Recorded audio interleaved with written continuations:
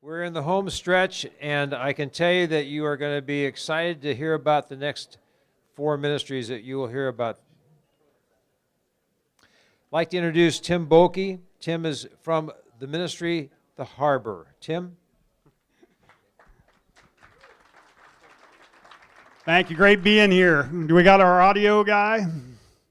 We're going to start off with a video. It'd be great if he's here. If not, I'll just jump in. He's jump in. Okay. Good.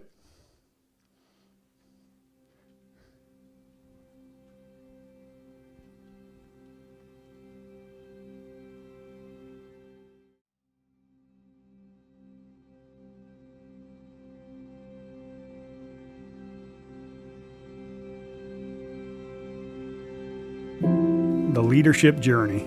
It begins with passion, with purpose, with a sense of calling, of destiny. We know who we are and how we hope to impact others. We're sure of our story. Our mission seems clear. Then, life happens. Distractions, disappointments, detours, struggle. Things that can pull us toward compromise. We stop dreaming. We begin to doubt, to lose focus, to forget, or worse, just settle. We look around and see many who started the leadership journey falling by the wayside, too busy, weary, burned out. They have fallen, given up, or just walked away, sometimes leaving the wreckage of organizations, of ministries and churches, of families in their wake. So a few years ago, burdened by what we saw in our own story, as well as the lives of others, we threw ourselves into this conversation. It was our belief we could make a difference and change this leadership story. So we invited leaders from around the country into something different, something deep, an invitation to step away, to quiet down, listen, to deeply connect with God, their own story, and others who are navigating these murky waters, to recalibrate, refocus, to set a course toward a life-changing kind of rhythm and a resilient faith, to leave an intentional legacy and lay a foundation to finish well. We do this through two leadership journeys, Rhythm in 20, a three-event, three-year journey for 20 millennial leaders at a time, and Rogue, a two-event, two-year journey for more seasoned leaders. When we started Harbor Ministry, we believed we could change the world, just 20 leaders at a time.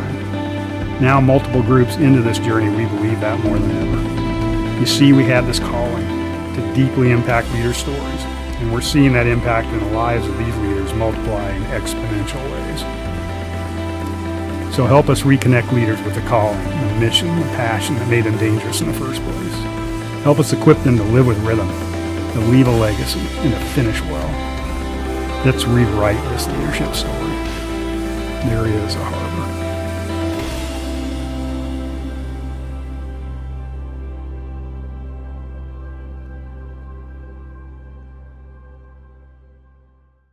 So when we started this a few years ago, it started with a dream, a literal dream actually, of this harbor, of this place strategic leaders could come to get the resourcing, the restoration, the encouragement, the challenge, hopefully the inspiration they needed to keep pursuing God with all they got, to stay the course for their families, and to lay a foundation to finish well.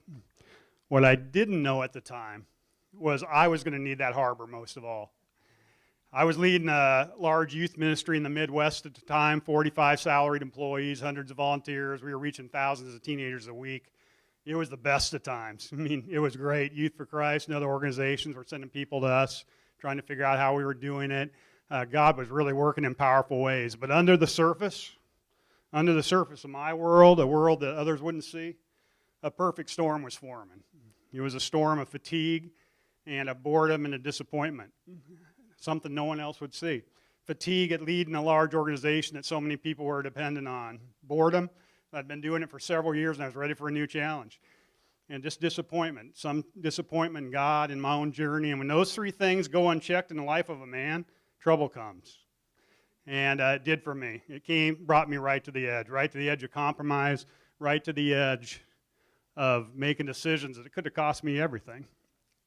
But on the bottom of the bottom for me, at a moment when I was ready to really walk away from my faith, through a crazy set of circumstances, got a call from somebody I'd never met in Quito, Ecuador, happens to be a Barnabas member, Russ Klein, who called me and was doing a leadership conference of his own and invited me to come down to speak to leaders of the youth ministry that he was gathering from around the world, and asked me to speak on what it means to finish well. Only God does that. Only God can do that. And at a moment on a mountaintop above Quito, it started to come into focus for me. It's time. God just nudged me. It's time to launch this harbor and invest deeply in young leaders and more seasoned leaders around the world. It's time for you to tell your story.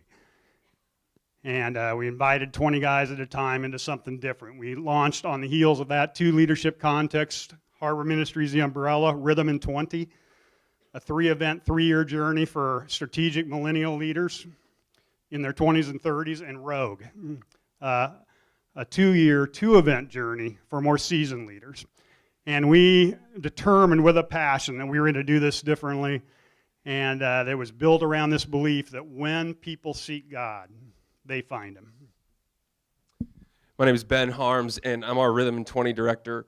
It was a number of years ago that I was working under Tim at YFC. I had no idea the perfect storm that was building in his own life.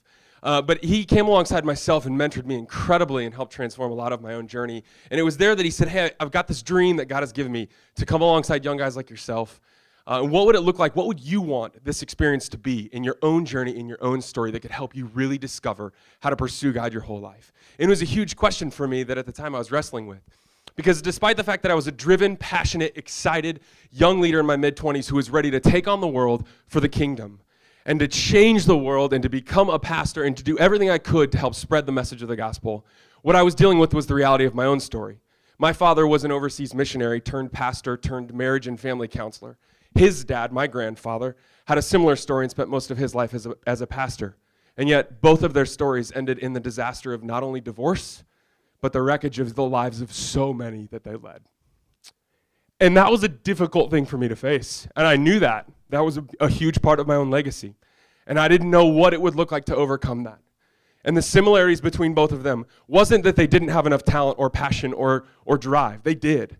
But what they didn't do was stay connected, ultimately what really matters for every single one of us in this room, and that's a passionate connection with God in our own stories and in our own lives, that we might find healing in those places of brokenness for each of us. And if I were to survey this room, I would imagine we all could share the story over and over of those leaders that we know so close to us, who have fallen, who've lost their way, whose stories have not ended the way that we all saw coming. Perhaps that's even part of your own story right now. Moments of struggle, isolation, loneliness. Being a leader is so difficult. And we wanted to change that story. And so as we started dreaming up what would it look like to come alongside young leaders like myself, I had been to all the conferences, heard the big speakers, had the big buzz, and they're great and they serve a purpose. And yet I'd always walk away, a week later, returning back to the noise and the busyness and the pace and the stress and the weight. I mean, Jeremy just described it being more intense than combat. I mean, that is the life of leadership. We all know that. We wanted to change that. And as we started to think about it, we said, we got to do this differently. We're going to do it relationally. We're going to do it in groups of 20 at a time. We're going to make this very experiential. This isn't just about teaching something, but it's about experiencing something alongside these young leaders.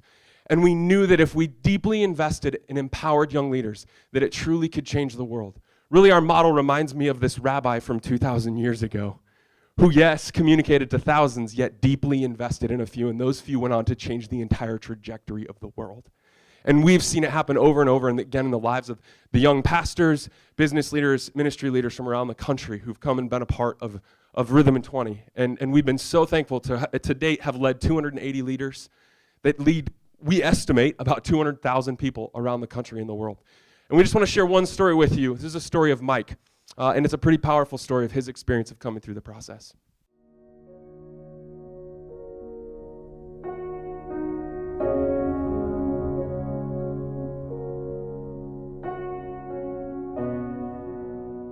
My name is Mike Tallarico. I'm from Castle Rock, Colorado, at a local church for 4 years now. We've recently grown a ton, and we're starting a second location. I'm going to be the lead pastor at that location. I think Rhythm's prepared me for this season in that it's changed my perspective entirely on ministry, on spirituality, on life, on my relationships, has affected me so deeply and so personally. Not as just some philosophy, but as, this is how we're supposed to walk with Jesus. And so as I do it more and more, that just naturally becomes what I share more and more with people. So you guys brought me on a retreat. Well, I go home and I share that with 20 other guys that I'm around in my circle of influence, because it impacted me so much. I just naturally want to share and grow with other people. I think Rhythm saved my family's life, honestly. Is given me margin to love my kids and to take care of my wife and love her well. And without that, it's so easy to get sucked in as a pastor to other people's problems, to other people's spiritual growth and development. That makes me a better dad. That makes me more present so that I can love my family the most. Because if I can't love my family, I have no business leading a church. It's not just one life. It's not just me that's affected, but it's affected an entire church in Castle Rock, Colorado. It's affected an entire family in Castle Rock, Colorado, and it's going to affect generations. This is the big growth effect of one small seed being planted. There's groups and groups of 20s that have gone through this, and I'm sure the same effect has happened in each group. That these guys are changed, and in turn they change their families, and in turn they change their communities and their churches and the world. I think Rhythm absolutely is going to affect generations of our family. It's completely changed our marriage. It's changing our kids' lives. I think not only in our family, but in other families as well, though, and that's the amazing thing. He has been able to pour out what he's learned into other people, and it's changed them as husbands and changed them as fathers, and it's so amazing to get to see that, the impact that this one person is getting to have because Rhythm has poured into him and he can pour it back into other people. The gratitude that I have for Rhythm in 20 is overwhelming, and it definitely will make me cry. I really feel that it saved Mike's life. It saved our marriage. It saved his future in ministry. It's changed my kids' lives forever. Without Rhythm, I don't think we would be sitting here today. It's given us hope for the future. It's given us dreams and excitement for what lies ahead. I feel like it gave me my husband back, so I'm incredibly grateful for that.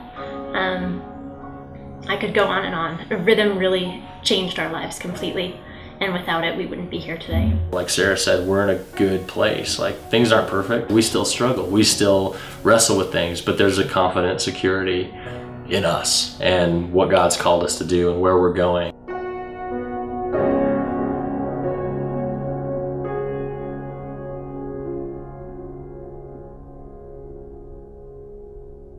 It's a powerful story, and that story is happening over and over and over for the leaders that come through Rhythm, young pastors empowered to truly go out and change the world because they have found a deeper connection with God in a sustainable way that they can be a leader throughout their life. I'm so passionate about seeing the church continue to transform for the next generation, and it has to. Right? The world is such a different place. We need to reimagine what it looks like to bring the gospel out into the world when every day it looks different. And we believe that the best way that we can do that is to empower young leaders to help them truly find a connection with God that could change everything. Our leaders that come through our program, we invest about $5,000 into each leader over their 3-year journey that covers kind of the cost of what they do. And I can say, without a doubt, because these are my peers and this is me, but there's no better investment than investing in a young leader, because you change the entire trajectory of their life and their family's life and those that they will lead throughout their entire story. And we're incredibly privileged to be a part of it. A couple things. One, if you have a young leader in your life, send them our way. If there's a strategic leader, whether in ministry, pastoral work, business, wherever, we would love for them to encounter what we have and love for them to check it out. And then secondly, we have this little handmade packet that's really fun and kind of cool. Tim won't tell you this because he's not that kind of guy, but he wrote a book, and we put it inside. And it would be encouraging to all of you in your own journey of what it looks like to live with Rhythm, leave a legacy, and finish well in your own journey, as well as an annual report, kind of some updates on our ministry as well. So thanks a ton for taking the time. That's the why. I mean, the why is investing in young leaders that are difference makers, that are world changers, like Mike on the video, like Ben, who's doing it through Harbor, but also doing it through his ideas and creativity in the marketplace. So a couple things we'd invite you into. One is, like Ben said, to help us, come alongside and sponsor one of these strategic leaders. We just launched a group last month out in Estes Park, Colorado, 20 strategic world changers, 17 different states. Awesome group of guys. To come alongside one of them, and you come talk to us about that. But the other thing is this. We want to say thank you to this group. I want to personally say thank you to one in this group that had a very big part in launching this ministry that's going. Barnabas had a big part through the network and relationships already. We want to say thank you, and we'd love to invite you to experience this, to experience a Rogue Journey, perhaps. We've got some guys back home that have said they would financially sponsor 15 or 20 people from this Barnabas group if they wanted to jump into a Rogue Journey experience, and we're dead serious about that. So if you feel like taking a risk, go to roguejourney.org, check it out. There's a video on there you won't want to miss. If your heart stirs when you see that video, sign up. Fill out the information page, and if you can get yourself to Estes Park, Colorado, May 18 to 21, we'll cover the expenses for a whole group of 20 if you want to do that. We would love to give back to this organization for the amazing stuff you do for so many ministries and organizations in this country and around the world. And so we wanted to offer that to you, because our hope for you in that, and our hope for us, I know, is that we won't lose sight that an encounter with God can change things. That an encounter with God changes things. That we won't lose sight of those reckless guys, those that pursued God so recklessly in Mark 2. Those guys, when Jesus came into town and the crowds were massed around him, and they said, we got to get our friend who can't walk himself to the foot of Christ, because if we do, things are going to change for him. And so they fought the crowds. They climbed up on somebody's roof. They cut a hole in the roof, and they lowered their friend to the foot of Christ in the hopes and belief that if they could just get their friend to the foot of Christ, his life would be changed. And you know what it was. That's a talk for another day, but that's what we built this hope of this harbor around, and the Rhythm and Rogue events. We'd love to talk to you more about it afterward. Thanks for the time. Thanks for this organization. Thank you, Tim. Tim, is this yours? Yep. Let's take a second and pray for Tim and Ben in the harbor. Father, finishing well.